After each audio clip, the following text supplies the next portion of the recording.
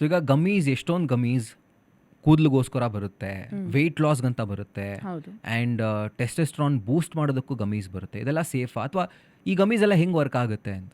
Okay, so ಈಗ various ಗಮೀಸ್ various reasons. Okay, ಹೇರ್ಗೆ ಅದರಲ್ಲಿ ಇರೋ ನ್ಯಾನೋ ಪಾರ್ಟಿಕಲ್ಸ್ ನಮಗೆ ವೈಟಮಿನ್ B12 ಆಗಲಿ, ಓಕೆ, ಸೊ ಅದರಲ್ಲಿ ಬೇರೆ ಏನೇನೋ ಕಾಂಬಿನೇಷನ್ಸ್, ಓಕೆ, ಹೇರಲ್ಲಿ ಬಂದರೆ ಅದರ್ವೈಸ್ ವೈಟಮಿನ್ D, ಓಕೆ, ಕಣ್ಣಿಗೆ ಏನೇನು ಸ್ಟ್ರೇನ್ ಆಗ್ತಿದ್ರೆ ಏನು ಕಾಂಬಿನೇಷನ್ಸ್ ಕೊಡಬೇಕು, ಆ ಥರ ಒಂದೊಂದು ಗಮ್ಮಿಗೂ ವೇರಿಯಸ್ ಕಾಂಬಿನೇಷನ್ಸ್ ಮಾಡಿಟ್ಟಿದ್ದಾರೆ. ಓಕೆ. ಈವನ್ ಸೊ ನಮ್ಗೆ ಇವಾಗ ಫರ್ಟಿಲಿಟಿ ಇಶ್ಯೂಸ್ ತುಂಬ ಜಾಸ್ತಿ ಆಗ್ತಿದೆ ಜನತೆಯಲ್ಲಿ ನೋಡಿ, ಲೈಕ್ ಬ್ಯಾಂಗ್ಳೂರಲ್ಲೆಲ್ಲ ನೋಡಿದ್ರೆ, ಅವ್ರು ಎಲ್ಲ ಕಡೆ ಇನ್ಫ್ಯಾಕ್ಟ್. ಹೌದು.